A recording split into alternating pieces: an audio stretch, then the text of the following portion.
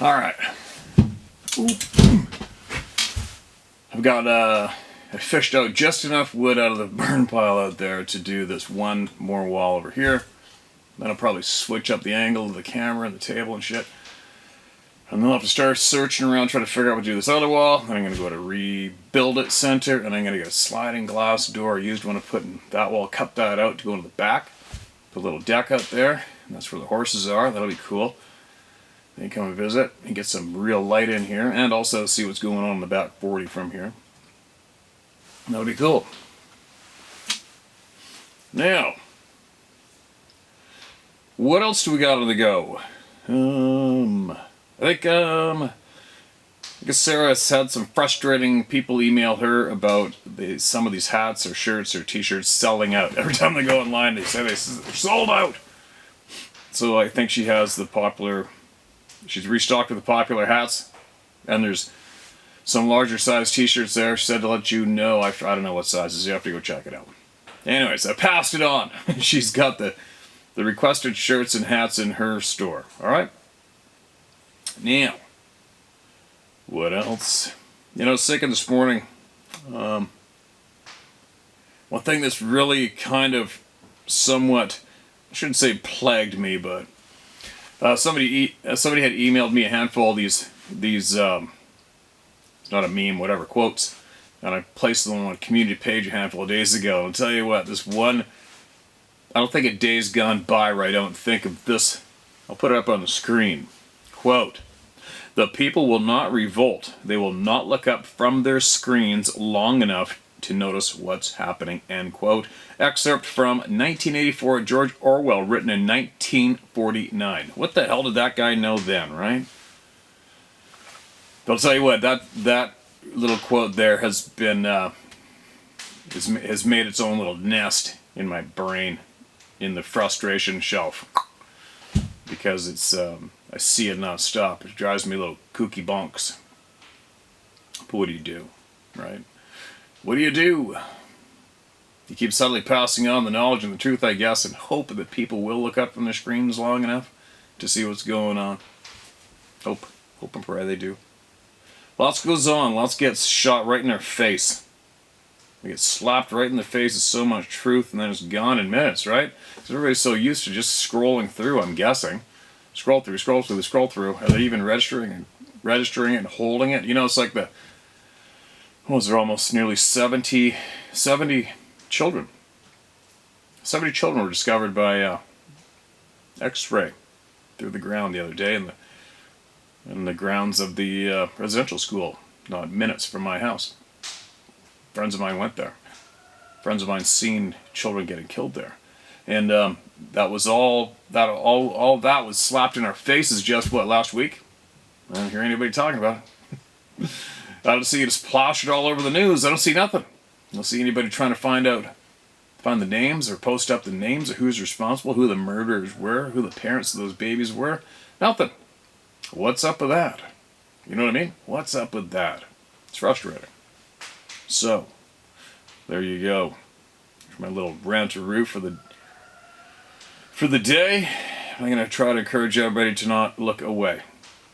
Not to pretend things don't happen, There's a lot of uncomfortable topics out there that need to be brought to the surface and thrown in their faces and held there. They just do. Who are we going to listen to today? I got a whole slew of them. I was just doing a pile of work outside. I got all the rest of my boards drying off. I was power washing them. When I'm working by myself, I tend to think a lot to myself and wonder. Try to come up with answers for myself. And I wonder how many of you are actually learning here and realizing things that you may not have realized before all of these people were enabled to be heard, right?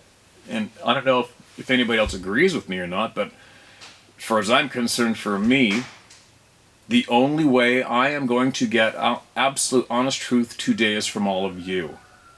That's what I've learned, for me. There's no other place for me to obtain truth except from all of you, the people. That's it. We are all we have. left. That's all each other is all we got. We are all we have is each other. That's it. Hopefully, a lot more people start figuring that out. That we are all we have is each other, and that is it. You know? But I wonder how many people are realizing that, I shouldn't say realizing, sorry, I'm babbling. The point I'm trying to get to is I wonder how many of you are actually learning a lot. Your thoughts have possibly changed when it comes to answers for this dominant topic that is on this channel currently today, which is the forest people, the Sabe, the Sasquatch. This then they're named the Sabe from the First Nations people. The Ojibwe refer to them as the Sabe people. I don't know how many of you have had a previous tune which has changed because of all the testimonies from all the people here being able to speak freely. I wonder. Actually, maybe even comment on that in the comment section below, and I'll make sure I go out of my way to read it. There still is a fair amount of people out there with some sort of online presence. I don't know how popular or not, but I notice sometimes you'll get people posting up drawings, paintings of what they are saying is Bigfoot, Sasquatch, whatever they want to refer to them as, and they are still intent on making those images which they deliver to the people to basically look just like a standing straight up gorilla or monkey. And it's still going on today. I do not understand why. I don't get it. You know, I think Dave Plies was probably one of the first people to deliver it to all of you with, was it Harvey Pratt? I believe it was Harvey Pratt was the man who did the what's it called? My brain's farting right now. I got too much in my brain. Everything goes in my brain, does whipper and circles like that, and I try to pull a thought out and deliver it to you guys smoothly off my tongue, and I get challenged sometimes. Anyway, forensic artist. And they drew up a whole pile of descriptions from, I believe, the Hoopa Reservation, the people in the Hoopa community. And those drawings are all way more human looking than not. All the features of the face are absolute human-ish looking, more human than looking. And it's amazing to me that how there is still I would say a small handful of people out there who are attempting to have an online presence, a public presence, and they are still trying to push the monkey or gorilla narrative to all of you. And I wonder why they do it. That's all I'm getting at. Why do they insist on doing that? Because 99.9% of the descriptions are that thing was a more looking like a hairy man. It was a naked man. It was a hairy man. It was a monstrous, huge giant of a man. It looked human in the face, but it wasn't human. Right? Very, very few people say it looked just like a chimpanzee, but only 8 feet tall. It looked exactly like a chimpanzee, but was very muscular and stood 7, 8, 9 feet tall. It looked exactly like King Kong, only it was standing 9 feet tall looking at me. Exactly in the face like King Kong. Said nobody. Right? Said nobody. Anyway, that's my curious thoughts today, was how many of you people have had your own tunes and your own puzzle change due to the testimony from tens of thousands of people here? I wonder. I also wonder what your attitude may be doing when it comes to the past small handful of prominent characters that controlled the narrative when it came to Bigfoot. I wonder what the majority of your attitudes are like when it comes to those people. And I'm not trying to instigate any anger. I'm just trying to say whether or not if you're looking at this topic the way I've been looking at it for years, where for me my attitude is, why have these individuals kept you intentionally going in circles? Why? That's just me. I wonder how many of you have come to that realization for yourselves, or have a similar version of thought for yourselves as mine. I wonder. Am I making any sense? It's a bit of a babble, isn't it? I guess I'm just wondering, what kind of progress are we actually having here? How many of you tunes have changed? How many of you see what I see, or how many of you see what others see when it comes to this topic compared to a short handful of years ago? Right?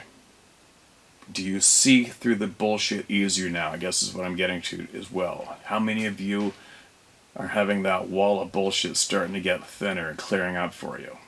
Right? How many of you still attempt to pay somebody to take you on a Bigfoot expedition? Sorry, it makes me laugh. How can't it? How can that not make you laugh? After hearing the testimonies of all these people. Right? There isn't a human being alive that can make something happen for you in the forest. Well, I'm not going to go there. Anyway, I'm not even going to go there. Let's listen to some people. These are brand new from the top of the email this morning. Listen to this. Steve, here's a thought to consider. All right, I'm ready. Hi, Steve. You might know this already, but I wanted to tell you anyway. You can share this if you want. I'll make this short and sweet. I believe we've all been told about how we become and how we went from ape to man over thousands of years. So I asked myself, why couldn't we have been created from two different species of beings? Hear me out. They've said that we evolved from apes, quote, Bigfoots, and people have seen had contact with gray aliens. So who's to say that those two species didn't work together and make a different species over thousands of millions of years ago? Us. I'm not saying that's what happened, but it does make a bit of sense when you think about it. I'm sure they could have created the dog man and other crazy shit people have seen and noticed all over the world. I'm sure there's going to be some people who are going to say that I'm out of my effing mind. Or, what have I been smoking? I just ask that people open their minds and think outside the box, and maybe then we'll get all the information out together and figure out exactly how we became human beings and why they are not sharing the information and keeping us in the dark about the hairy men and UFOs who are one and the same that we outside the box thinkers already know. Anyway, I sent you my story and you read it, and I thank you for sharing that. It helped me more than you know. Just to refresh your memory, it was about 3 brothers fishing on the reservation, if you remember. You read so many stories, it's hard to remember them all. Yeah, no shit. But I'm a fur trader, as I'm called. Thank you for sharing and giving people a safe place to voice their feelings about things other people just don't understand or want to understand. Shame on them people for keeping their heads in the sand. You and Sarah be safe out there, and I miss seeing macaroni. P.S. Noah's Ark was a UFO DNA lab. I believe that's another email for another time. All right, there you go. You stirred the pot up, man. You stirred it up. And who knows? I don't know, but I do know one thing for me. If you haven't learned to yet, I learned a long time ago that I do not give a shit what, quote, they, end quote, have to say about anything. And why would you ask me? Why would you ask? Because they have been proven to be absolute liars and manipulators a long time ago. So, for me, as soon as somebody or a group or a person or individual or business has been confirmed to be an absolute frickin' liar, for me, you're off the team, out the door, kicked to the curb. That's it. That's all she wrote. So, for me, I don't give a flying shit what they say anymore. It's all about what you guys say. They can suck it. They're liars. Manipulative pieces of shit. Right? Correct me if I'm wrong. Why would you give a liar, a blatant liar, any attention ever again? Right? There you go. Mainstream news. Off the curb. In the garbage can. I'll never retrieve them out of the can. They're gone. Screw they. What's this? Thanks for sending that in, man. Appreciate you. This titled Orbs, Infrasound, and Poked with a Stick. Hey Steve, I've been debating on whether to send in my experience or not because I can hardly believe it myself. But I wouldn't feel like I did my part to solve the puzzle if I didn't. Good for you, man. Right on. I'm from Richmond, Kentucky, but the incident took place in Floyd County, Kentucky. While there, we decided to go on the mountainside and look for arrowheads. My friend said he knew a good spot.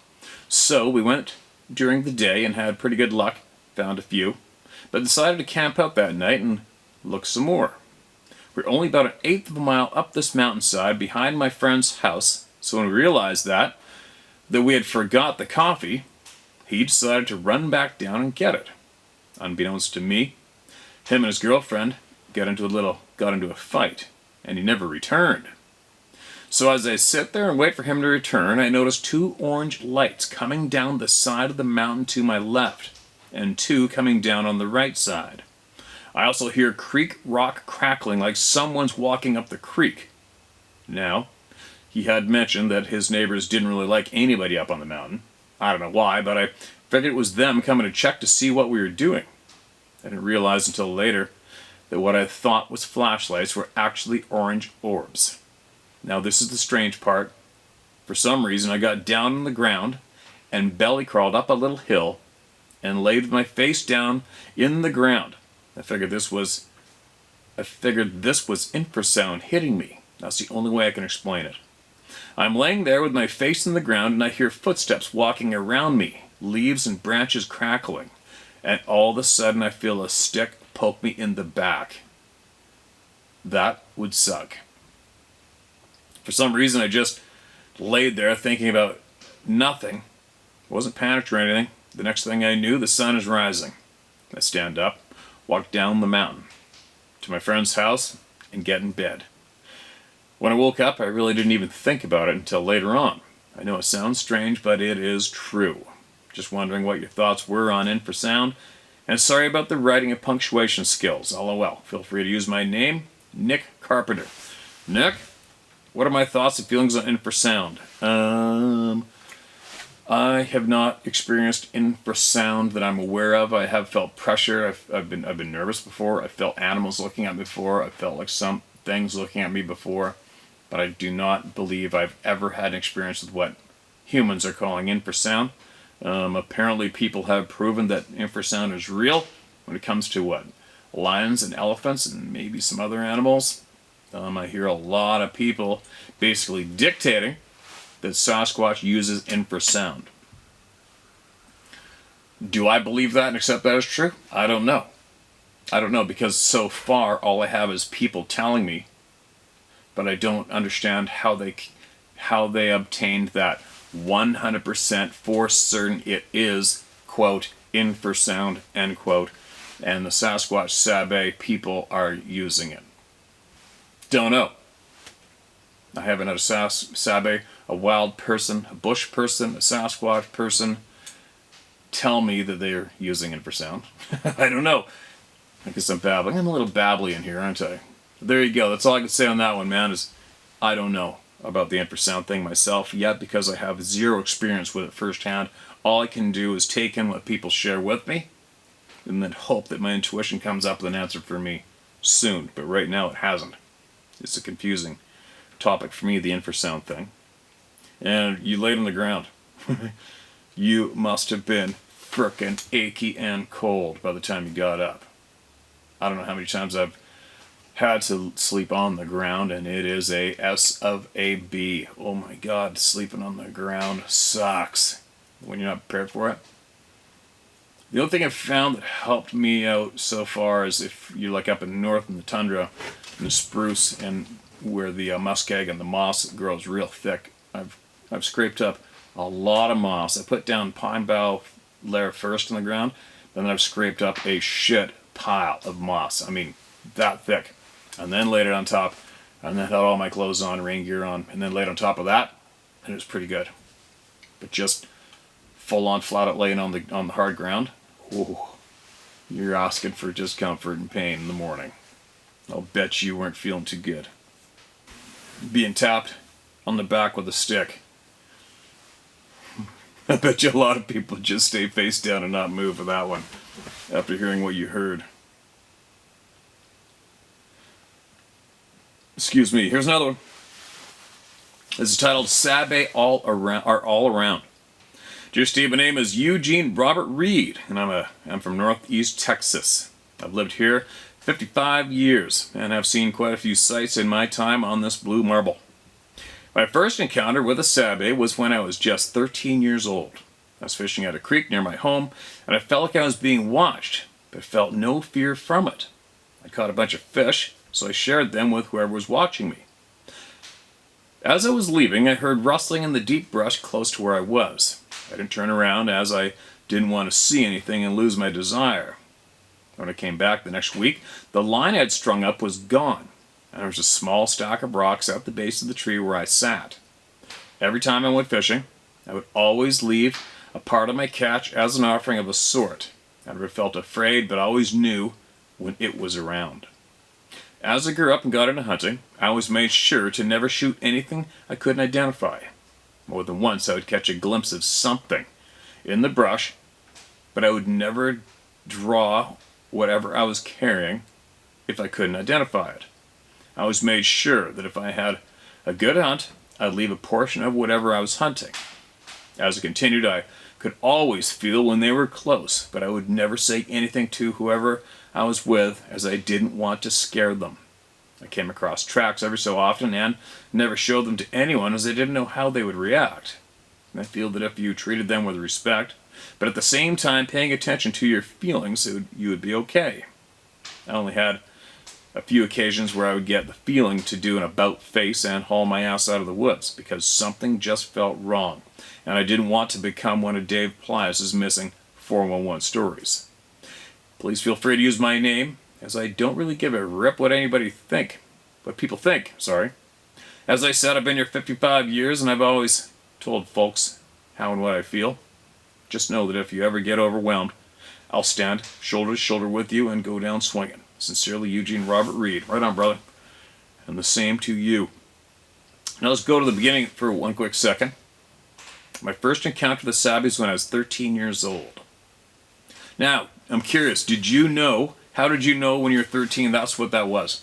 Because you didn't mention previously you'd seen one, or your grandfather, or your dad, or your mom, or your uncle, somebody told you about them. You didn't mention your previous history with them. So I was just a little curious if there was a little more to it. If somebody told you that it was more than likely the forest people messing with you, or how did you come to that conclusion yourself before you came across prints and possibly saw something in the woods? You know what I mean? It's interesting, though. Good for you to keep going. Obviously many people wouldn't, right? Many people quit and don't go anymore. Don't know why. Okay, who's next? I wonder, does anybody get as freaked out as I do the odd time about how many people have emailed in here from around the world? Isn't it amazing? Seriously. This channel is not marketed in any way. People come here and find it, and they find the email, and they email in. It's crazy. It's amazing. Excuse me. It's good. Such a good thing. This one's titled Bigfoot in Texas. Hello, Steve. This is Ray from Texas, otherwise known as Trump Country. I recently went back to East Texas to pick up a video that my friend who lives there in East Texas. When I arrived, I got bad news. Apparently she showed it to a friend of hers, who then reported to the police the next day. G-men showed up and confiscated the video, plus any pictures. She was very, very upset when I got there. We were sitting at a kitchen table when the loudest being you ever heard happened in the back of the house in broad daylight. Me and a couple of the guys got ready and went out to the backyard to investigate. It was cold, and then we make sure that we have plenty of clothing on. The funniest thing was there were no tracks in the backyard, only a big hand mark on the back of the garage, fresh and big. We went down some animal trails, and we could hear something walking parallel to us about 40 feet away. I'm scared, so I had to take a piss. I turned off the trail and finished. I picked up my gear and went back on the trail to follow my friend. Then I realized I left my glasses on the tree. I went back, and right behind where I stood was a Bigfoot print. He was standing right behind me.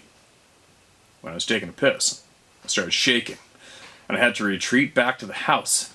About 40 feet from us, a hill which had kind of steep incline, and as we looked up, this creature, about 9 feet tall, brownish red, 800 pounds, all muscle, was walking up the hill with no problem. I said it was a Bigfoot, but the others said Dogman. We were stunned. Instead, watching it through the trees, walk over the hill, and disappeared. We went back to print after digging for about 5 minutes to find my phone.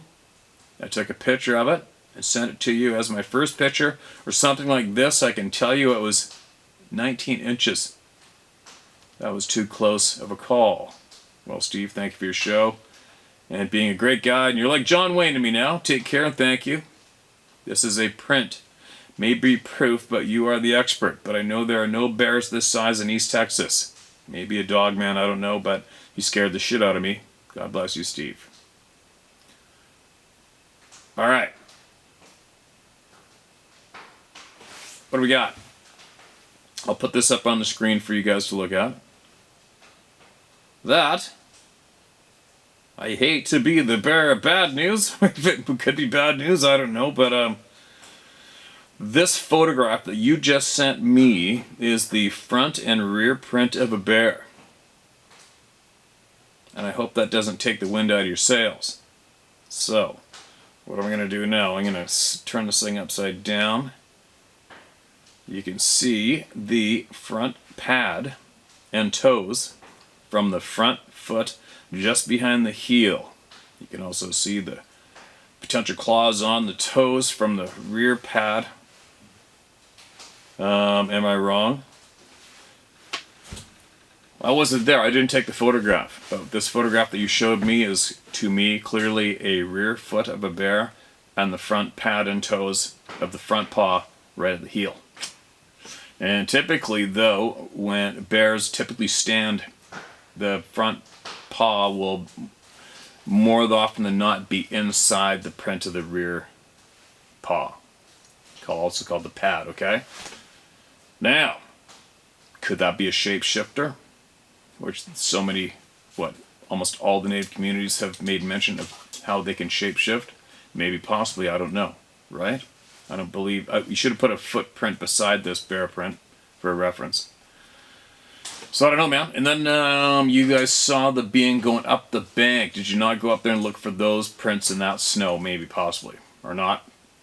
And also, you mentioned of a video being confiscated. What was on the video? Did they describe? You hurriedly went into your story, which many of us do. I do the same thing, and missed a couple points that we're going to be curious about, which is what was apparently on the video. What were the photographs of? Who are these people that came to the house? Do they have accents? They speak fluent, clear English? Are they from the south, from the east, from the north? Who were these people? What were they driving? How old were they? What were they dressed like? You know? I got a tough time. I'm really challenged with giving somebody authority, calling somebody the authorities. I'd have a tough time with anybody coming to my home and demanding I give them some videotape. I'd be telling them to crown up their ass, and it would be pretty tough to intimidate me. I believe. Because I'd probably be prepared for them before they even made it in the door, right? It's a hard thing for me to take, is hearing about people having something taken away from them like that from any individuals. I don't give a shit who it is. Especially an unmarked vehicle. I mean, let's face it. You live rural, wherever, and any human being comes down, like somebody's boldly coming down my long driveway in a darkened out vehicle with no markings on it. The alarms are going to be going off. And it's not going to be too cool of an exchange, right?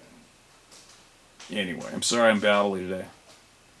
Interesting story, but that is my take on that photograph, alright?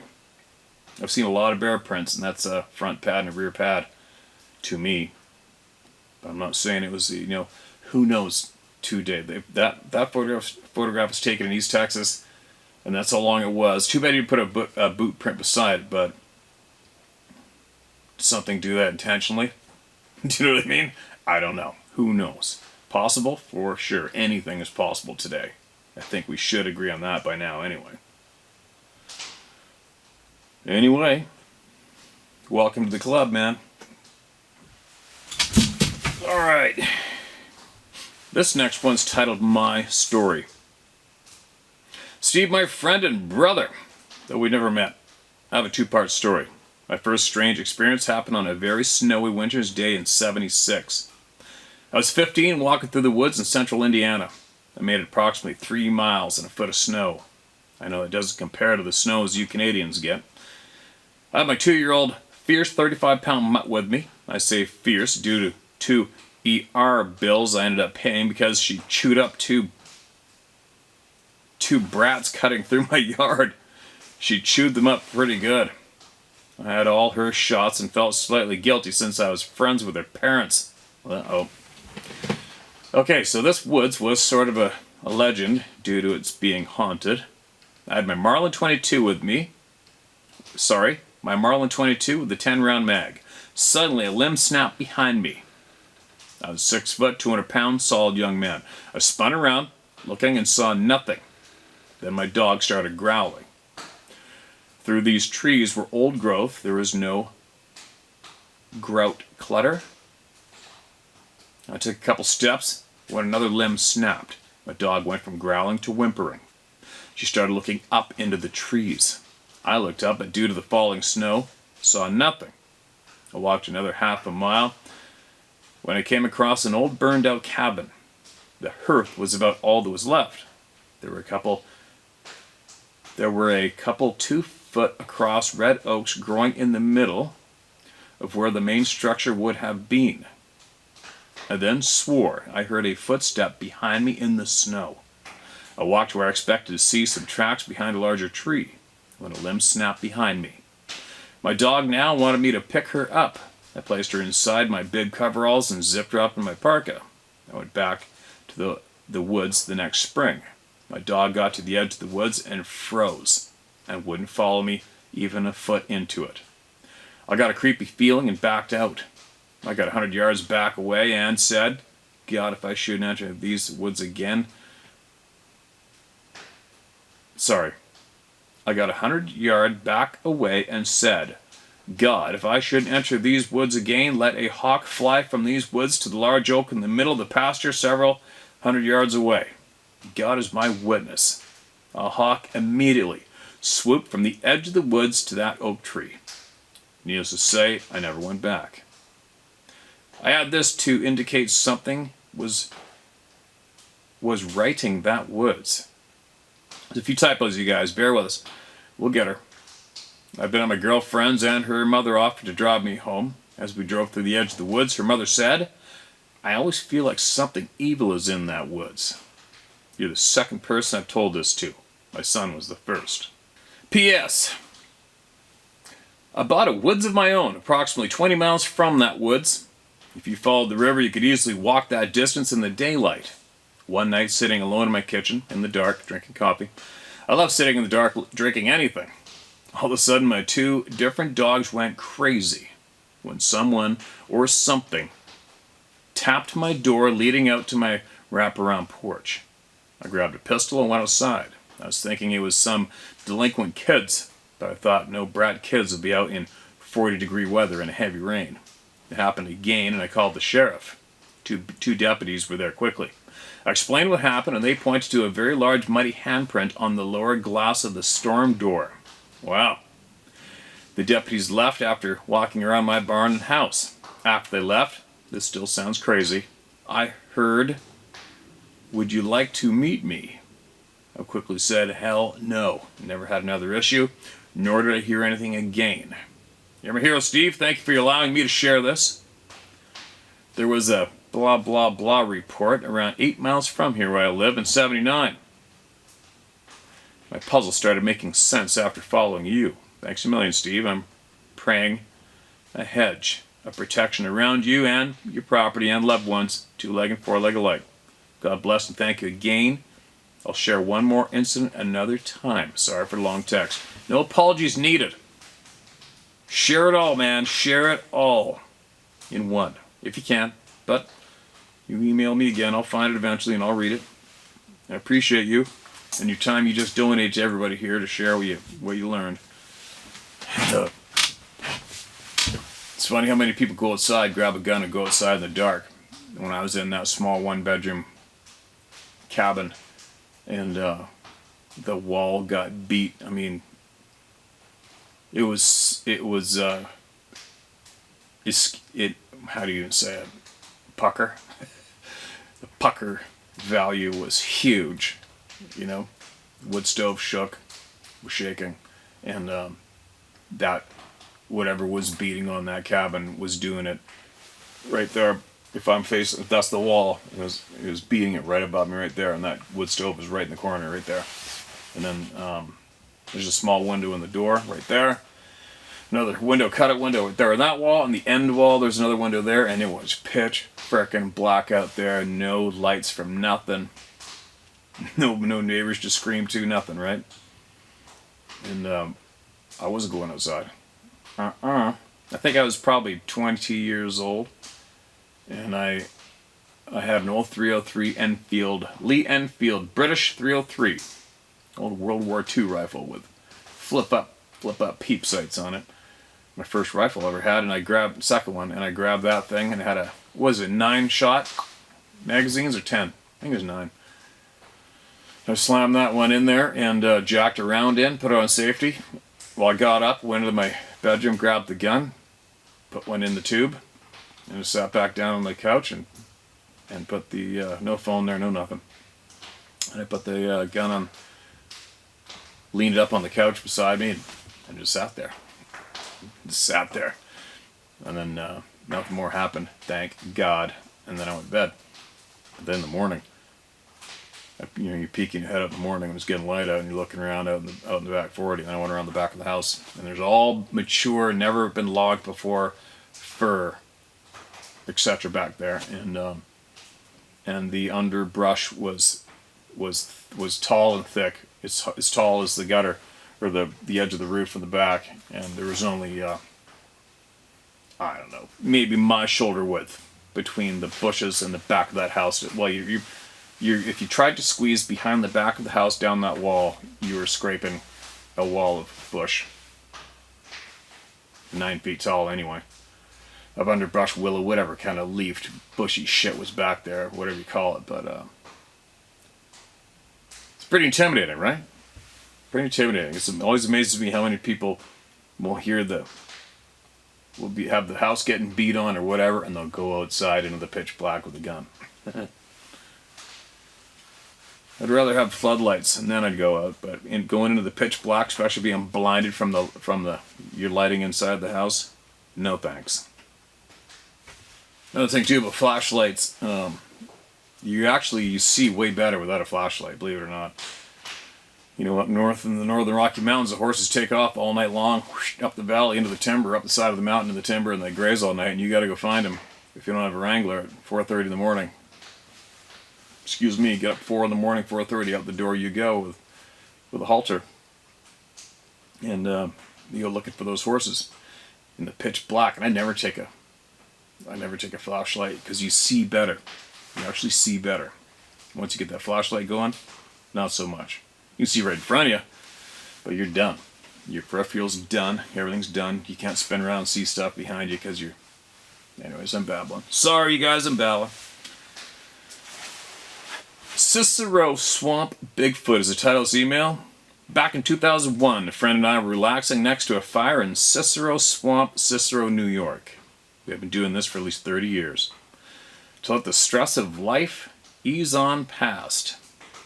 The swamp is over 50 square miles, 7 by 8 miles of thick swamp with tiny islands spread throughout. I've hunted and rode ATVs there since I was in my teens, 50 years ago. One time, did I get the creeps while in the swamp. I was bow hunting in a tree stand about a quarter mile in when I just all of a sudden felt weird. My senses went on full alert, scanning the surrounding area slowly, expecting a monster buck to show itself. I saw about 20 feet away hairy movement, about 8 to 9 feet up in the thick brush. I raised my bow, not even contemplating what I was looking at, and then it very slowly backed away. It was last light, so I couldn't actually see what it was. Chills ran up and down my spine. Let me make this clear. It was not a deer, a bear, or a moose. Yes, moose and black bear occasionally seen in the swamp, or anything that should have been there. I stood frozen in my stand for a long time. By now it was dark, and my cue to make haste and leave the area pronto. I eased away. Fast forward 2 to 3 years, Friday night, 2 a.m. at the fire pit, and as we talked about the day and life in general, we heard what sounded like an elephant bugle rolled into a snort, rolled into a lion's roar that morphed into all I can describe as a huge, ultra-loud, gorilla-type roar. Startled, my friend and I looked at each other in amazement. One of us said, "What was that?" Then the sounds came again. Same but more intense, louder, more demanding. This is from about 100 yards out through the woods in the actual swampy part of the swamp. No one would be there. And if they were in there, they would need a boat and an amplifier, speaker, etc. to approach the volume of this sound. It was so loud, you could feel it in your bones. When I try to explain it to people, I compare it to a top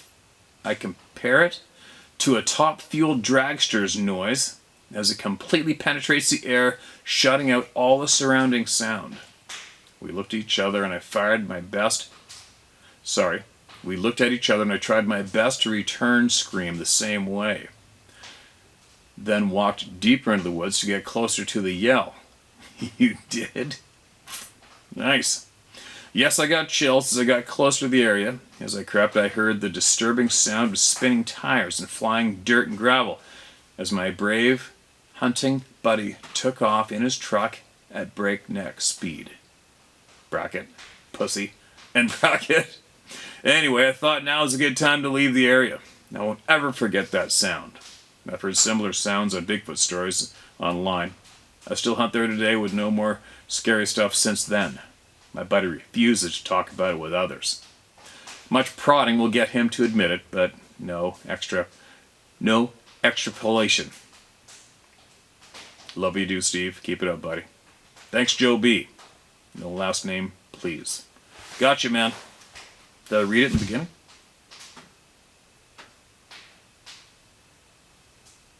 I hope I didn't read. I don't think I read your name. All right, gotcha. I believe somebody recorded that same sound while they were getting firewood just south of Fort McMurray, Alberta. And they sent me that clip, and I shared it on a video. Now, there's so many videos, and I didn't number a lot of them. I don't even know how I'd find that video. I'll try to dig it up, and if I can dig that video up, I'll take the audio from it and I'll play it here, alright? Because it is one hell of a what the F noise, you know, for anybody to hear in the woods would make anybody go, get me the hell out of here. That's pretty crazy you went in there towards that noise, man. That's a set of balls, holy shit. But like I said earlier, you know, it's interesting to me. I love hearing that, actually, because I'm curious. I'm always curious what would happen when something is being so frickin' intimidating, and what would happen if a human being, you know, flipping the bird and said, ram up your ass, I'm not going anywhere, you get out of here. Right? What would happen? Right? What would happen? Kind of reminds me of your typical bully. You know, as years back I've been growing up and I've had a bad thing for bullies. Remember one time this big bully guy was trying to be a bully. And then I gave him a shove as hard as I could and got in his face, so let's get her going. And it's funny how when, and it's not just me, it's anybody else, tons of people done the same thing. You know, it's like, you're not going to bully me, we're going to get it on. And how many times that bully will go, hey man, I was just kidding. You know what I mean? I wonder if a Sasquatch would do the same thing. If somebody called them on their bullying. But who's going to do it? Alright, I'm going to go, that's a big one. That's a big, long one. I don't know if I got, okay, I'm going to go for it. Response to Owl Man. I have been healed. It has taken me far too long to send this in, and for that I apologize to the community. I do, however, feel personal experiences warrants a disclaimer. I do not like people. I deeply do not like people. My life experiences have shaped this, as yours have shaped you. I do not connect with people and actively avoid them. Well, we'll omit my name for obvious reasons. This is a direct response to the Owl Man. I have been healed. I do not have a relationship with any family aside from my parents. I have little to no memory of my childhood. My most vivid memory, I'm told, never happened. I'm now in my early 30s and I'm beginning to see signs that point to early abuse. Something I'm not willing to explore yet. My girlfriend, who is a practicing doctor, likes to say I'm somewhere on the spectrum, though you'd never know it. Just sort of how my brain works, I suppose. This all began September 21 while bow hunting, before I stumbled upon your channel. I hunt alone in swamps adjacent to massive amounts of state land, just off of Lake Superior in Michigan's Upper Peninsula. I parked my truck as far as the 2-track would take me and began my slow walk in. It was eerily silent, but I did not think anything of it. I simply assumed I was the predator in the woods and the animals were taking notice. Roughly half a mile into my trek, a voice came into my head to turn around. Seemingly an instinct I'd never experienced before. I stopped and contemplated for a minute what to do. I decided there was likely another predator in the area, as we do have wolves, black bear, and cougar here. I distinctly remember telling myself to stop being such a pussy, and if I want to be a successful hunter, I cannot simply turn around whenever I get a bad feeling. So I pressed on. With every step I took forward, the voice in my head became louder. Turn around. Turn the F around. It turned into a scream in my head. I've never experienced anything like it. I was screaming at myself internally to turn the F around. I continued to push on. After a few minutes of internal screaming at every step forward, it went away. I was returned to the absolute utter silence of the woods. There was no birds, no red squirrels preparing for winter, no signs of anything. The next 2 or 3 hours were uneventful as I explored this area that I had never been to before. Eventually I turned around to make my way back. I decided to take a quick detour down a stream to see what tracks I could find. It wasn't long before I spotted something absolutely massive, about 50 yards ahead of me, where the stream took a bend. Its back was to me and seemed to be hunching over, covered in black fur. I could only assume it was the biggest black bear ever created. I stood there for a minute staring at it, trying to discern what exactly it was. It never moved. It didn't shift its weight. It didn't lift its head. My initial thought was it knew it was being watched and didn't want to move. I took a silent step into cover to pull out my binoculars for a better look. This all took all of 10 seconds. As I wear them on my chest, when I looked again through my binos, it was gone. It was at this point I decided it was time to go. I pulled my 10mm Glock and made my way back to my truck. That night I got into my bed and closed my eyes. The second my eyes closed, I saw my face staring... What? Sorry. The second my eyes closed, I saw my face staring back at me with no expression. It was as vivid as looking myself in the mirror, but just my head wearing my hunting hat that I had on earlier that day. I cannot stress enough that at this moment, I knew it was the most profound experience of my entire life. I cannot explain it. I've not lived a boring life. I've won championships in 2 countries playing hockey and went to university for free. A few days later, I was riding my bike on the North Country Trail with my 2 dogs. My dogs are both my best friends and my family. I love them more than anything. I'd just gotten off my bike and we're all playing together. I was smiling and had love in my heart watching them play. It was at this moment that I was hit with an enormous wave of energy. But it was love. It was pure love. It was not just pulsating through me, but it was all around me as well. I felt it under my feet. I felt it all over my head and around my body. I was overwhelmed by this feeling, and it seemed to be directed at me. I stood there and absorbed it for as long as I could. This lasted maybe 20 seconds before it just cut out. I got back on my bike and continued down the trail. To my left, a white orb appeared, and it was massive. It was the size of a Toyota RAV4. It followed next to me for 100 yards or so before disappearing. Since that exact moment, I've lost all anxiety and fear. It does not exist in me anymore. Prior to this experience, I had a gaping hole in my chest that I had considered to only be filled in death. I now feel whole. This is damn near impossible to explain. The nightmares I used to have were now about me. The nightmares I used to have were now about me hunting whatever was after me. This experience, however, has also made me far more aggressive. Situations that would have normally raised fear or anxiety bring out an inner rage, sometimes far too quickly. Something I'm still trying to get a handle on. Yeah, that'd be a little alarming, wouldn't it? I seem to have been marked because I cannot enter the woods without them falling silent. I see shadow figures now, even in broad daylight. On a hike, my dog walked behind a tree roughly 3 inches in diameter and did not come out the other side. He was found over a mile away by a runner who said he found him at about the exact time he disappeared. There are major elevation changes where we were. This was absolutely impossible. I have 3 witnesses to that event. About a year ago, there were back-to-back nights that I had the same dream. I dreamt I was in some kind of a cockpit experiencing G-forces that my brain shouldn't know how to create. We were going straight into the atmosphere and dive bombing back toward the Earth, only to veer away from crashing at the last second. The last night of this dream, I vividly remember asking if I could drive whatever we were in. That ended my dream that night.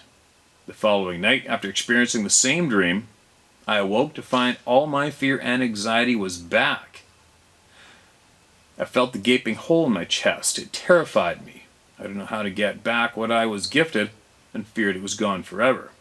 But only a few days later, it returned to me and has been with me ever since. No fear, no anxiety, and a wholeness that I never thought I would experience. I'm only touching mildly on most of this because I'm finding it very difficult to portray.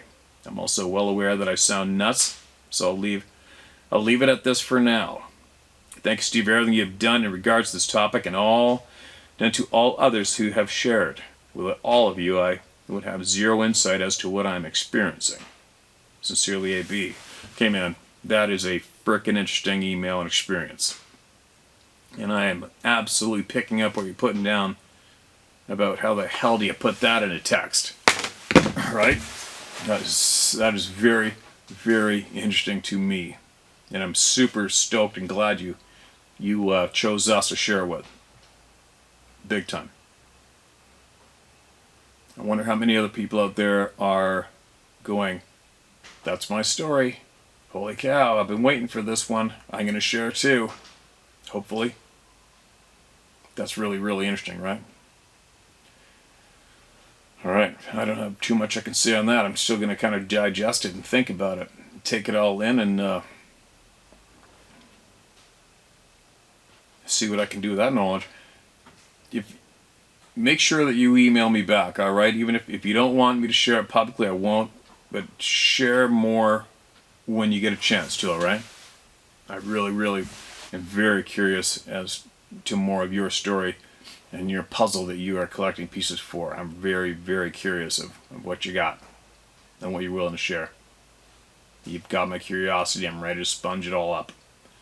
And if anybody else out there, if this sounds familiar to what you are experiencing or know in any way, chuck us a bone.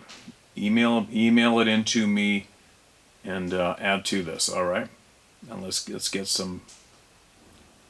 Let's try to help this man and many other people make more clearer sense of what the F they're going through. That's something else, isn't it? Anyway, thanks again for sharing that, man. Appreciate it. Crazy, man. It's a crazy lifetime, you guys. This is such a crazy ride. Well, I hope we learned it all. Don't you? Man, I hope we learned it all. I hope we learned it all before we're too late. I'm already, I mentioned earlier that I've mentioned before that I don't want to be laying there dying in my final moments going, you sons of bitches, you got me. You know what I mean? But the more I learn from all of you, the more I'm feeling that already. I'm already feeling The old, yeah, dirty bastards, you got me. You made me waste all that time soaking up and learning your bullshit. Now I have to kind of semi-erase most of it and try to learn everything all over again from all the people as fast as I can because I'm running out of time, god damn it. You know what I mean? Anyway, let's keep talking. Share my story at howtohunt.com.